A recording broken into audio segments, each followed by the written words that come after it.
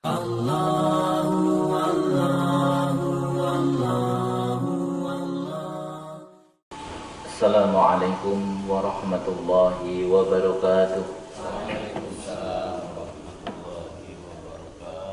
Alhamdulillahi rabbil alamin. Wassalatu wassalamu ala asrafil anbiya'i wal mursalin, habibina wa maulana Muhammadin sallallahu alaihi wasallam. Ya ayyuhalladzina amanu taqullaha haqqa tuqatih wa la tamutunna illa wa antum muslimun. Ya ayyuhan nasu taqu rabbakumul ladzi khalaqakum min nafsin wahidah wa khalaqa minha zawjaha wa bassa minhuma rijalan katsiran wa nisaa'a wattaqullaha alladzi tasaaluna bihi wal arham innallaha kana 'alaikum raqiba. Ya ayyuhalladzina amanu taqullaha wa qulu qawlan sadida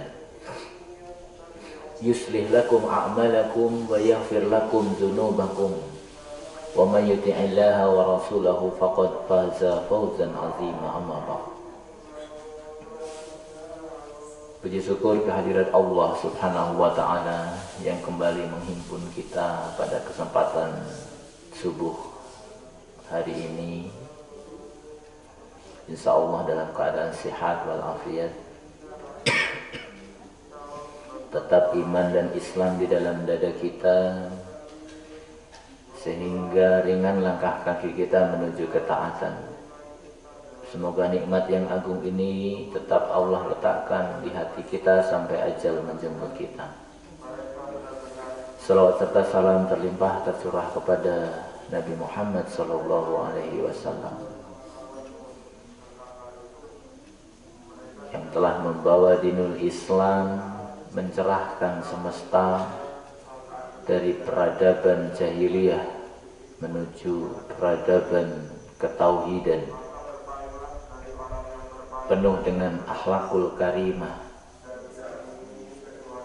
Jikalau kita renungkan, kalau tidak ada Islam, apalah jadinya dunia ini? Mungkin orang yang terkuat akan menguasai sepenuhnya, akan membuat hukum sesuai kepentingannya. Mungkin orang yang terpandai di antara mereka akan mengaku sebagai Tuhan, sebagaimana umat-umat terdahulu. Tidak sedikit di antara mereka yang mengaku menjadi Tuhan, minta disembah demi melanggengkan kekuasaan mereka. Mereka melakukan kesewenang-wenangan. Alhamdulillah, Islam mengatur segala sesuatunya, meletakkan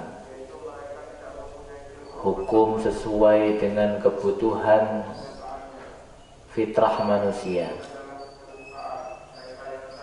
Kebutuhan menyembah sesuatu dibimbing dengan wahyu. Kebutuhan berkembang biak, berkeluarga, bernasab dibimbing dengan wahyu.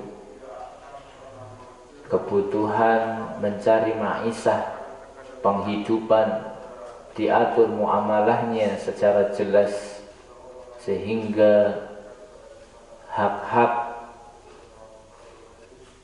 orang kaya dan orang miskin dikendalikan sesuai dengan fitrahnya.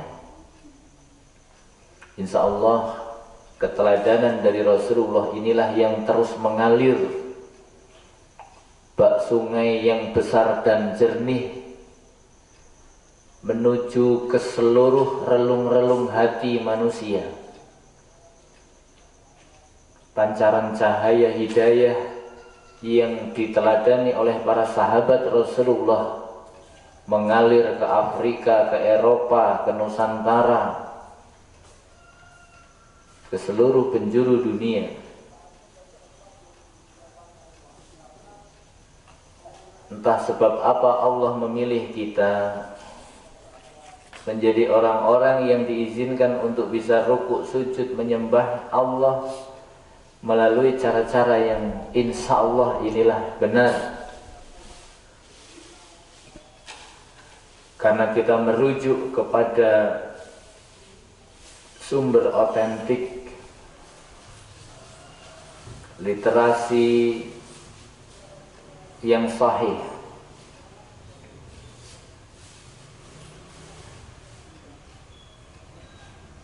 Imam Ahmad bin Hanbal pernah mendengar ceramah seorang pemuda yang mengatakan, alhamdulillah Allah telah memberikan kepada kita nikmat Islam. Kemudian beliau Imam Ahmad bin Hanbal menimpali, alangkah baiknya seandainya kalimat nikmat Islam ini engkau tambahi dengan nikmat mengerjakan atau mengamalkan sunnah. Tampaknya pada zaman Imam Ahmad bin Hanbal mengucapkan kata Islam saja tidak cukup. Sejalan dengan berkembangnya atau intisar, berkembang menuju beberapa wilayah yang telah dikuasai oleh Islam, para da'i, para mubaligh membawakan apa yang telah mereka pelajari dari Rasulullah SAW tentang bagaimana cara ibadah. Rata-rata perselisihan itu di cara ibadah. Kita ambil contoh saja, sama-sama hadis yang diriwayatkan oleh Wa'il bin Hujr yang ditulis oleh Al-Imam Abu Dawud nomor 838, itu ketika turun sujud dari iktidal, itu yang didahulukan adalah lutut dulu. Di hadis nomor 840-nya itu tangan. Ini dalam satu kitab, periwayatnya sama tetapi caranya berbeda. Di ulama mutaakhirin juga pada tahun 1990-an itu terjadi debat yang cukup seru di Mekah antara Syekh Utsaimin yang berpendapat lutut dulu dengan Syekh Albani yang berpendapat telapak tangan dulu. Kedua-duanya menggunakan hujah-hujah yang mereka pilih. Kemudian ketika murid Syekh Utsaimin berkata bahwa Syekh Nasiruddin pun telah meneliti hadis-hadis tentang turun rukuk itu adalah telapak tangan dulu, maka cukup enteng Syekh Utsaimin menjawab, aku berharap pendapatku dalam perkara ini yang paling benar. Itu saja, tanpa meruncing kemana-mana, tanpa mempermasalahkan, dan masing-masing menghormati dan menghargai pendapat.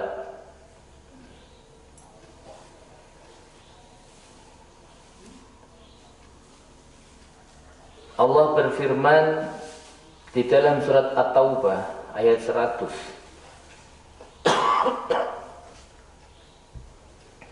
Was-sabiqunal awwaluna minal muhajirin wal ansar.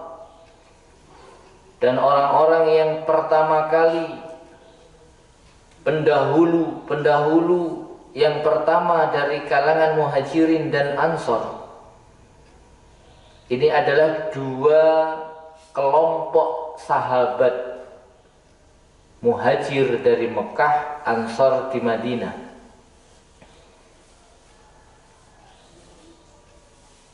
Dengan berbagai keadaan, secara umum mereka adalah orang-orang yang Allah berikan keridhaan.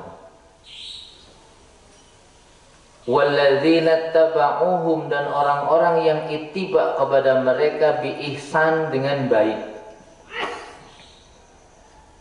yakni para tabi'in, maka disebut dengan walladzina taba'uhum bi ihsan. Para tabi'in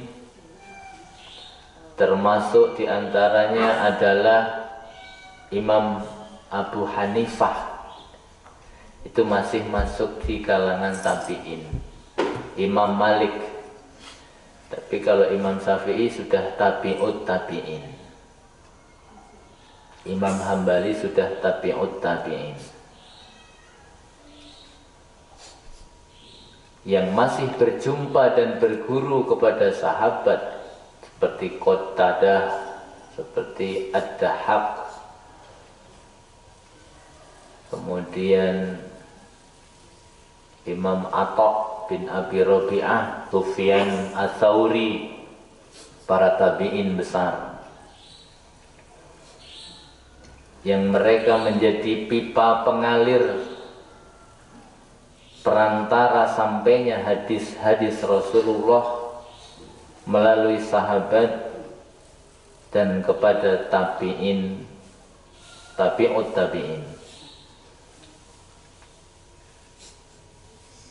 Kalimat walladzina taba'uhum bi ihsan ini tidak menutup hanya pada generasi tabi'in dan tabi'ut tabi'in, tetapi siapa saja memiliki komitmen menggunakan manhaj, metode pengambilan agama, dalil secara baik, bi ihsan. Sebagaimana Imam Asy-Syafi'i mengatakan,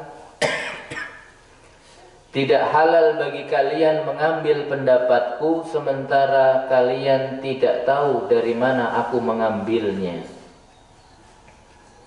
Inilah bentuk ketawaduan Al-Imam Asy-Syafi'i terhadap ilmu.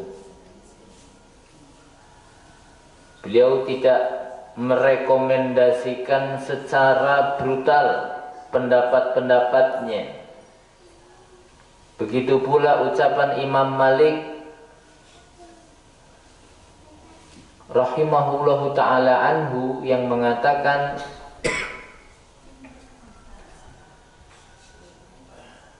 kalian boleh menolak ucapanku, ucapan Ats-Tsauri, ucapan siapapun, tetapi jangan kalian tolak ucapan penghuni makam ini. Ketika itu Rasulullah Imam Malik menunjuk kepada makam Rasulullah SAW. Imam Malik ini imam yang dijuluki Imam Darul Hijrah, yakni Imam Masjid Nabawi. Besar di sana, mengajar di sana, dan wafat di sana. Tidak keluar-keluar dari Madinah. Punya ucapan yang sangat bagus, boleh kalian tolak ucapan siapapun kecuali penghuni makam ini. Beliau menunjuk kepada makam Rasulullah. Begitu pula ucapan Imam Mazhab yang mengatakan,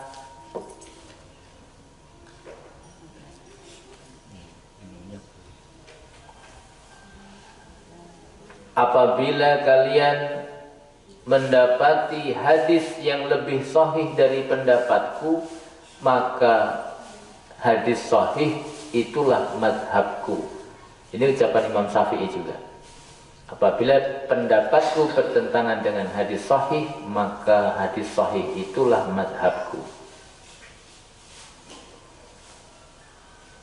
radhiyallahu anhum, Allah ridho kepada mereka, terhadap mereka.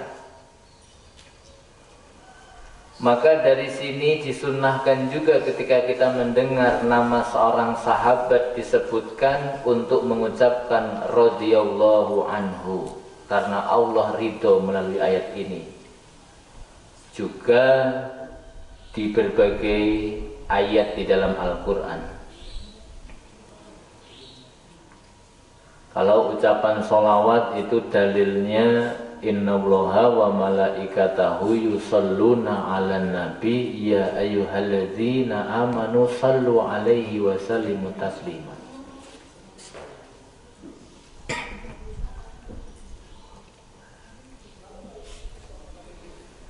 Kalau ucapan radhiyallahu anhu ada di dalam At-Taubah ayat 100. Kalau al-ulama yang telah wafat kita ucapkan rahimahullah, rahimahullah, bukan almarhum. Kebiasaan kita mengucapkan kata almarhum ini tidak sesuai dengan kaidah bahasa Arab yang benar. Karena kata almarhum itu makrifat, memastikan.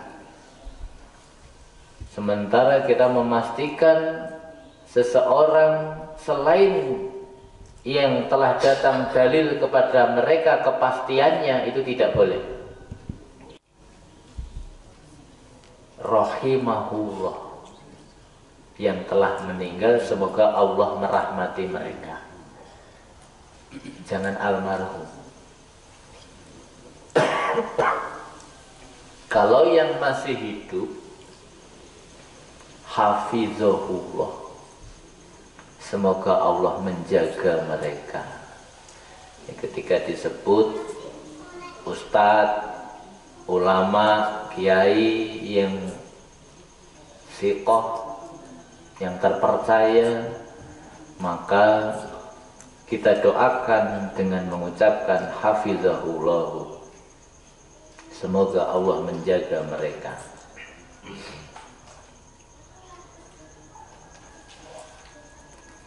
Wa radu anhu, dan para sahabat telah ridho kepadanya. Wa a'adda lahum jannatin tajri min tahtahal anhar, jannatin tajri tahtahal anhar, dan Allah telah menyediakan bagi mereka surga yang mengalir di bawahnya sungai-sungai, khalidina fiha abada, mereka kekal di dalamnya selama-lamanya. Zalikal fauzul azim, dan itulah kemenangan yang besar. Kemenangan yang besar.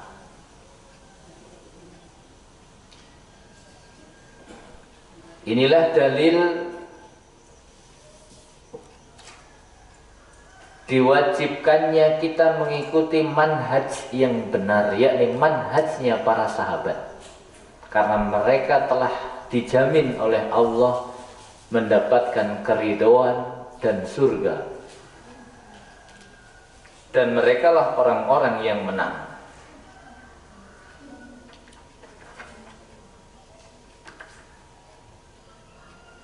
Kemudian ketawaduan para ulama mazhab seumpama Imam Malik yang pernah ditawari oleh penguasa waktu itu agar karya tulisnya kitab Al-Muwatta itu digantung di Ka'bah sebagai hukum rujukan atas permasalahan-permasalahan yang barangkali muncul di Haramain, di Makkah dan Madinah. Kemudian dengan nada sedikit marah, Imam Malik menolak kitab Al-Muwatta dijadikan hukum, karena ini adalah pendapatku. Saya tidak ingin pendapatku ini dijadikan rujukan hukum. Inilah ketawaduan para imam mazhab. Kemudian manhaj, yang berarti jalan lurus,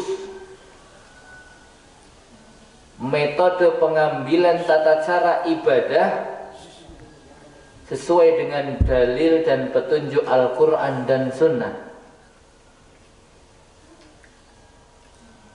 Termasuk ke dalamnya adalah hukum-hukum syariat yang bersifat cabang atau furu'.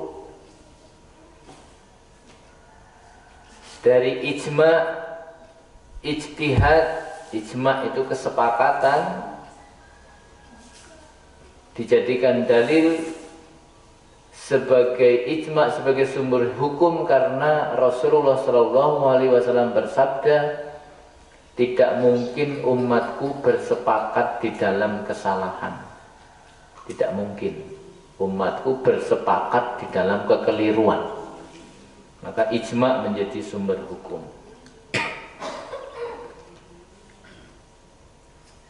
Sedangkan mazhab itu adalah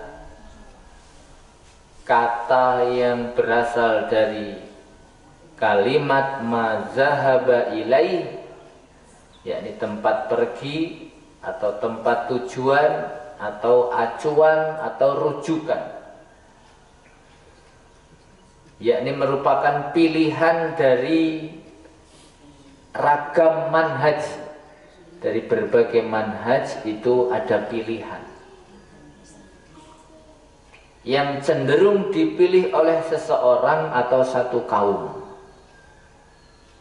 Jadi manhaj ini ruang lingkupnya lebih besar. Tetapi kalau mazhab itu kecenderungan seseorang memilih salah satu sebagai acuan. Kenapa bisa demikian? Seperti pendapat salah seorang ulama dari Indonesia,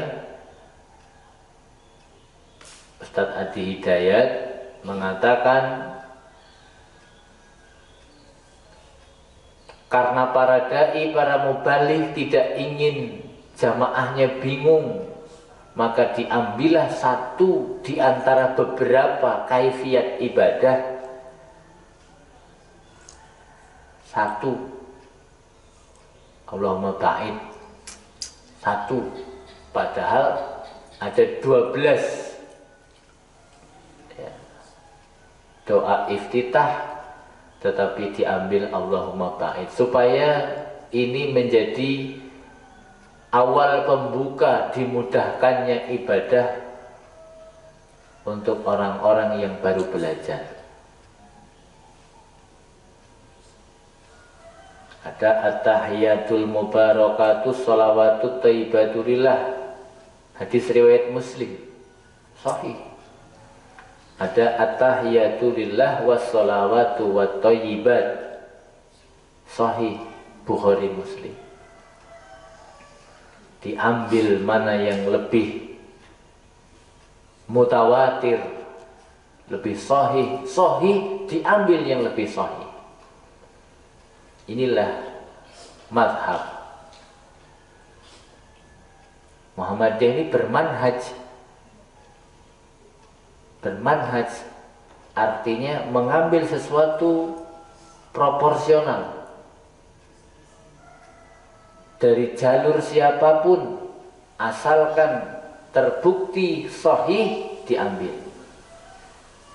Tidak mencukupkan diri dengan mazhab tertentu. Tidak Syafi'i, tidak Hambali, tidak Maliki, tidak Hanafi.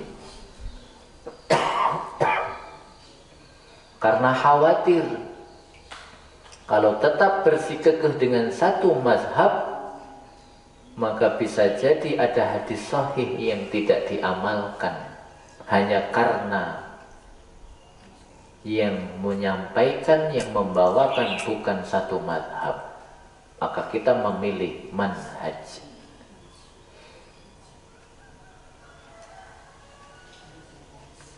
Inilah sumber barangkali di antara khilafiyah yang terjadi di masyarakat. Sebenarnya mudah-mudahan mereka benar juga, asal dalilnya jelas. Satu, ada yang pakai Ibnu Majah, bahkan seperti Imam Hakim. Ya, Imam Hakim ini muridnya Imam Bukhari. Saya khawatir guruku itu karena terlalu detil mensyaratkan hadis sahih. Ada hadis sahih yang tidak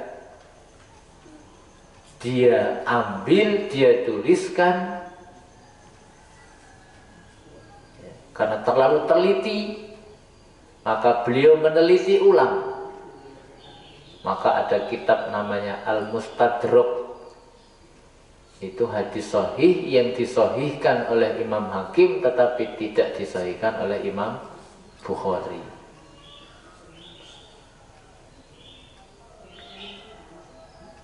Ya memang seperti itu kahanannya, keadaannya, sehingga perbedaan pendapat itu bukan hanya terjadi di kalangan mutaakhirin.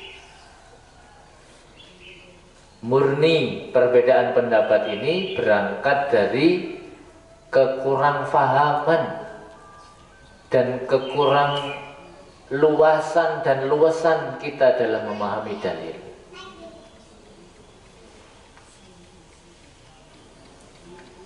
Jamaah tubuh mengaji rahimani wa rahimakumullah. Kemudian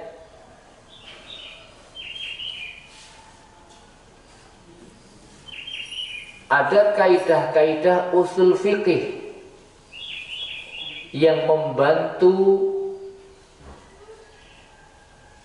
umat Islam untuk memahami dalil. Contoh kaidah usul fikih ini juga dijadikan sandaran sebagai dalil. Karena rata-rata kaidah usul fikih itu dibuat oleh Al-Imam Asy-Syafi'i itu untuk membantu memudahkan memahami dalil. Misalnya kasus yang bermacam-macam jenis dan modelnya, dicari dalilnya ke sana sini nggak ketemu. Contoh misalnya begini. Bagaimana hukumnya orang yang terdampar di pulau terpencil sendirian, pakaiannya habis, bekalnya hilang, untuk sholat tidak ada yang bisa digunakan untuk menutup aurat. Nah ini kan masalah muncul. Sementara di awal-awal Islam nggak ada kasus yang seperti ini, maka ini butuh penjelasan. Maka muncullah kaidah usul fiqh al-masyaqqatu tajlibit taisiron. Al-masyaqqah, masyaqqah itu kesulitan, tajlibit taisiron akan mendatangkan kemudahan. Ini umum. Kesulitan apapun yang dialami oleh umat akan mendatangkan kemudahan-kemudahan, rukhsah-rukhsah, keringanan-keringanan. Tetap harus sholat, semampu-mampunya ditutup auratnya. Kalau masih sulit juga ya sholat tanpa menutup aurat, tidak masalah. Cuman carilah tempat yang gelap. Carilah tempat yang gelap dan terlindungi.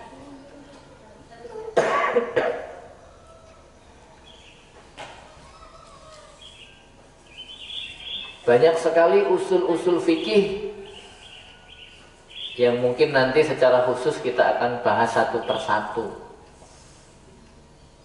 Dasar terbitnya kaidah usul fikih kemudian peruntukannya untuk kasus apa, itu ada.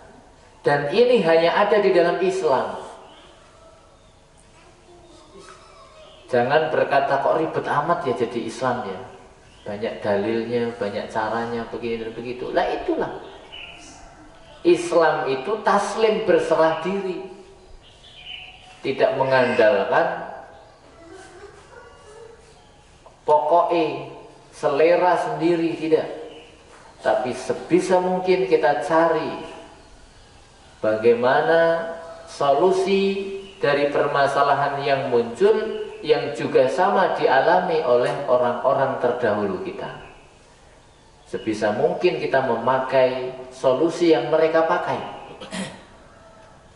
Maka orang Islam itu rata-rata sering bertanya, bagaimana hukumnya ini, hukumnya itu, bagaimana caranya ini, caranya itu. Siapa tahu ada di antara para nabi, para rasul, para sahabat, tabi'in, tabi'ut tabi'in, para ulama yang memiliki kasus yang sama. Maka kita mencari solusi yang mereka pakai untuk keluar dari permasalahan yang muncul. Inilah manhaj. Sebisa mungkin kita menggunakan pendapat ulama, karena ulama ini kalau berpendapat sudah ada pertimbangannya. Kalau kita menggunakan pertimbangan akal, perasaan, maka akan merusak agama itu sendiri. Apalagi orang yang dianggap sholih, ya, mengamalkan sesuatu itu pasti akan menjadi dalil bagi umatnya. Orang Pak Kiainya juga begitu kok. Padahal Pak Kiai tadi sedang melakukan amal yang nggak perlu dalil, tapi perbuatannya sendiri malah dijadikan dalil. Pak Kiainya kalau makan sambil berdiri nggak apa-apa kok. Jadi berdalilnya adalah berdasarkan perbuatan orang yang dianggap alim, ya siapapun mereka. Ini tidak manhaj, ya, ghairu manhaj, ya, bukan manhaj yang seperti itu. Itu saja yang bisa kita bahas pada kesempatan kajian tubuh pertemuan kali ini tentang manhaj dan mazhab.